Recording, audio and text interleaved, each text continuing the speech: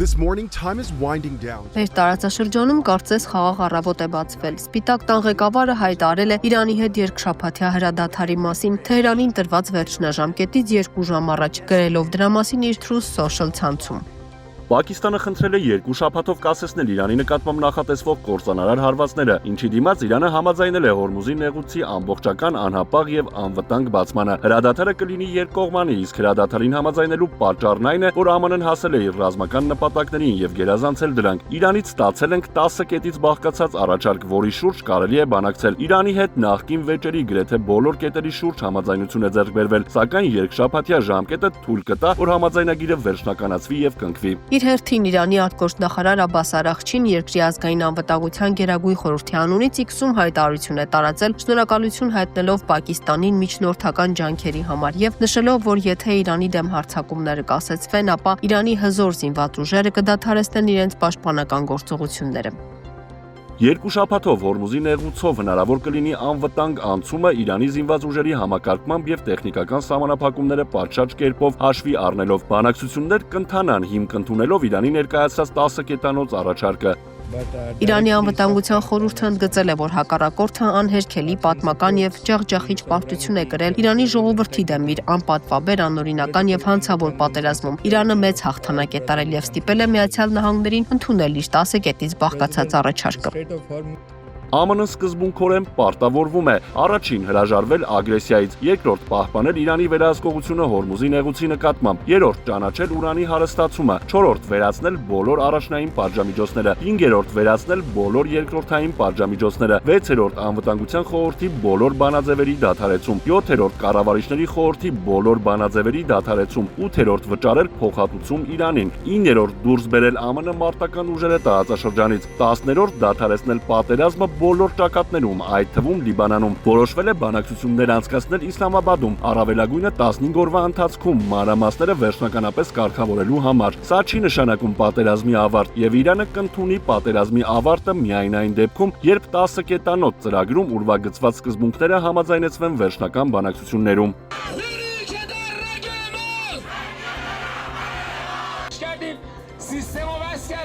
گفتن آقا بذارید بیان بعضا صحبت کنن ما تا آخرش که رهبرمون دیگه بیاد بگه آقا تضمینه سمعن و تا و الا تا آخر این قطعه خونمون پای نظاممون ایستادیم و نمیذاریم خون امام شهیدمون پایمال بشه Իրանին երկշաբաթյա զինադադարին համաձայնելուն դրդել են նաև Չինաստանի միջամտությունը վերջին պահին։ Թեհրանի դաշնակիցը խնդրել է ճկունություն դրսևորել եւ թույլատնել լարվածությունը, գրում է New York Times-ը, հղում անելով իրանցի պաշտոնյաներին։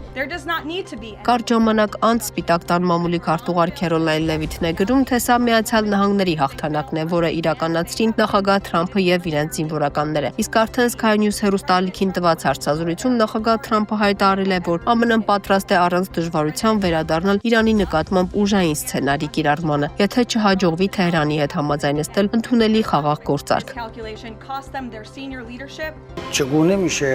How can we, given all these actions? Այսօր փաթ Իսլամաբադում սպասվող բանակցություններին Իրանի պատվիրակությունը կղեկավարի երկրի խորհրդանի խոսնակ Մոհամմադ Բաղեր Ղալիբաֆը։ Ամերիկյան բանակցային թիմը կգլխավորի ԱՄՆ փոխնախագահ Ջեյ Դի Վենսը։ Իդեպ Իսրայելի վարչապետ Բենյամին Նեթանյահուի գրասենյակից հայտարարել են, որ սատարում են Իրանի դեմ հարվածները 2 շաբաթով դադարեցնելու ԱՄՆ որոշումը եւ նույն ժամանակ ընդգծել հրադադարը Լիբանանին չի վերաբերում։ Պակիստանում հնարավոր բանակցությունները կարող են գլխավորել Մոհամմեդ Բաղեր Ղալիֆը եւ Ջեյ Դի Վենսը, դա կնշանակի կոշտից ընդդեմ ավելի զուսպ մոտեցման, իսկ ձախողման դեպքում հիմնական պատասխանատվությունը կարող է ընկնել Վենսի վրա։ Միաժամանակ կողմերին կարող է միավորել Իսրայելի ազդեցությունը սահմանափակելու շահավերլուծումը, քաղաքական մեկնաբան Հակոբ Բադալյանը։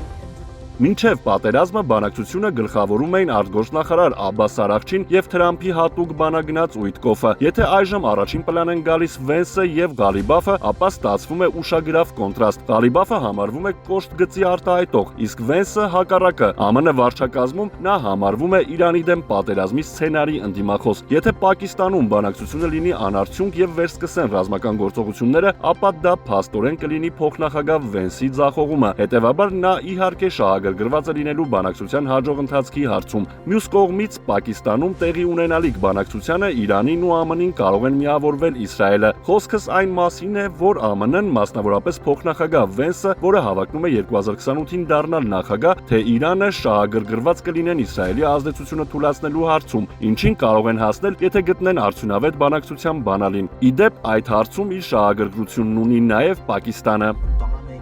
Այսօր գլոբալ աշխարհաքաղաքական ֆոնին, երբ առավոտից բոլոր զանգվածային լրատվամիջոցները շեփորահարում են Իրան-ԱՄՆ հրադադարի մասին, հետևյալ հայտարարությունն է անում Հայաստանի վարչապետը։ Կալուգացի Սամվել իր խոսնակների միջոցով ինձ հորդորում է չվախենալ։ Ախր ոնց չվախենամ։ Վախենում եմ մինչև տարվա վերջ միլիարդատերից դառնաս բոմժ։ Արձագանքը չի ուշացել։ Թե ինչա լինում, երբ հոգով բոմժը դառնում է վարչապետ։ Դա օրինակ վարչապետի խոսի թե ժողովուրդ։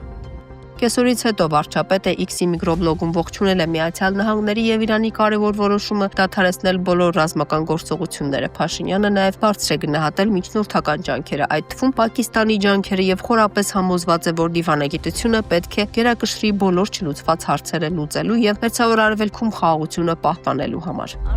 Պետ նախագահ Էդուարդ Հակոբյանը հայտարարել է, որ Նիկոլ Փաշինյանից հրահանգներ չի ստացել Սամվել Կարապետյանի բիզնեսներում ստուգումներ անցկացնելու համար, ընդգծելով, որ վերահսկողությունը կատարվում է ռիսկերի հիման վրա։ Նման հանձնարարական ես չունեմ, ընդ որում էլի ասեմ, առավոտից քանի որ զբաղված եմ եղել, չեմ լսել նման արտահայտության մասին։ Ինչպես կարող է բոմժ սարքել օրինակ։ Ես թույլ տվեք դա ես չմեկնաբանեմ։ Բայց օրինակ ասենք, եղել է իրավիճակներ, երբ որ ստացվել են նմանատիպ հրահանգներ ստուգելու ինչ-որ անձանց պատկանող բիզնեսներ, միտումնավոր, գտնել ինչ-որ բաներ։ Չեն եղել նման բաներ։ Իմ պետական եկամուտների կոմիտեի նախագահ լինելու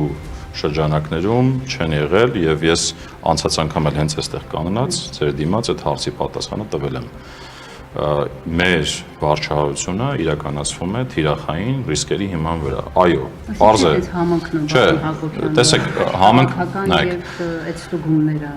օրինակ ինչ է համընկել, կարող եք ասել։ Սամվել Կարապետյանի ձերբակալելուց հետո մի ամիս կարծեմ 10 գրոպում սկսեցին Ինչ ստուգումներ, խուզարկություն մենք խուզարկության գործիք չունի պետական։ Միգուցե քննչականի մասին եք խոսում։ Որովհետև պետական եկամուտների կոմիտեին խուզարկության ֆունկցիա չունի։ Հիմա տեսեք, պարզ է, չէ, որ ըստ էության անմիջական ղեկավարը պետական եկամուտների կոմիտեի վարչապետն է։ Ու բնական է, որ օրինակ ժամանակ առ ժամանակ կարող են հարցեր ծագել, թե օրինակ այս կամ այն բիզնեսը ինչ ռիսկեր ունի, ինչ ստվերային խնդիրներ ունի, ինչ սխեմաներ ունի, ինչ հարցեր կան։ Եվ նման խոսակցություններ իհարկե վարչապետի հետ տեղի ունենում եւ դա շատ բնականon է։ Ընդհանուր միջև մենք ինքներս ենք նախաձեռնում բազմաթիվ վերլուծություններ եւ ներկայացնում ենք, բարձ է, որ գնում ենք ռիսկերի եւ ստվերի հետևից թիրախային։ Այսինքն սա է մեր աշխատելավոճը։ Այն ինչ որ դուք ասում եք, որտեղ մի անգամ այդ terror բառը ես մեկնաբանել եմ, terror-ը դա անօրինական, այսպես ասած, շարժումն է դեպի հարգվճարող ինչ որ գործողություններ անելու, որոնք օրենքից դուրս են, բայց մենք այդպիսի գործողություն չենք արել ու չենք էլ անելու։ Դրանք թիրախային են ու շատ կոնկրետ ռիսկերի հիման վրա։ Ազգային ժողովի պատգամավոր Հովիկ Աղազարյանը քննադատել է Նիկոլ Փաշինյանին, նշելով, որ նա փորձում է մանևրել տարբեր կենտրոնների միջև ԱՄՆ, Եվրոպա, Ռուսաստան, նա նաև կասկածի տակ է դրել վարչապետի փոխանցած խոսակցությունը Իրանի նախագահի հետ, ենթադրելով, որ այն կամ սխալ է ներկայացվել, կամ միտված է եղել մոլորեցնել։ Չէ, Նիկոլ Փաշինյանին թվում է, թե ինքը լավ արտաքին քաղաքականություն է վարում, իրան թվում է, թե ինքը կարա Տրամպին, այսպես կոչված Տրամպի մոտ մանևրի, Մակրոնի մոտ մանևրի, Եվրոպայի մանևրի, հետո մանևրի բանի մոտ, Պուտինի մոտ, մի էպիզոդ պիտի ասեմ, ներողություն եմ խնդրում իմ նախին գործընկերներից։ Մի օր Նիկոլ Փաշինյանը եկավ խորհրդարան, խմբակցության հետ հանդիպման ժամանակ ասաց, որ ինքը խոսել է Իրանի Իսլամական Հանրապետության նախագահի հետ, այն թեմայի շուրջ, որ եթե մենք Եվրոմիություն մտնելու հայտ ներկայացնենք, հո դուք խնդիրներ չունեք, ինքը ասավ, չէ, մենք խնդիր չունենք։ Իրանի նախագահը։ Այսինքն դա նշանակում է, պարոն վարչապետը կամ մեզ էր հիմարի տեղ դնում, որ մենք չենք իմանում ինչ նշանակում պարտիկ ժողովուրդ, չենք իմանում ինչ նշանակում 6000 տարվա պետականություն ունեցող ժողովուրդ, չենք հասկանում ինչ նշանակում պարսկական դիվանագիտություն, կամ ինքը լավ չի հասկանում։ Ես կարծում եմ, որ ինքը հասկանում է եւ մանևրում է, մեզ ուներ ֆրանսներ։ Ուրեմն թե արխայներեք դե խնդիր չկա, բայց Պարսկաստանը պարսկական դիվանագիտությունը երբ հա ուղիղ խոսք ասել։ Երբ հազարից պատմության մեջ հազարից մի անգամ երբ որ դիմացին է բանը, եկներեք անհասկացող է։ Անցյալ տարվա ցուցանիշին սա փոքրինչ Հակակոռուպցիոն կոմիտեում քննվող գործով ձերբակալվել են մի շարք նախկին պաշտոնյաներ, այդ թվում պետգույքի կառավարման վարչության նախկին պետ Արման Սահակյանը եւ սոցիալական հարցերի նախկին նախարար Արտեմ Ասատրյանը։ Մանրամասներ չեն հրապարակվում նախաքննության շահերից ելնելով։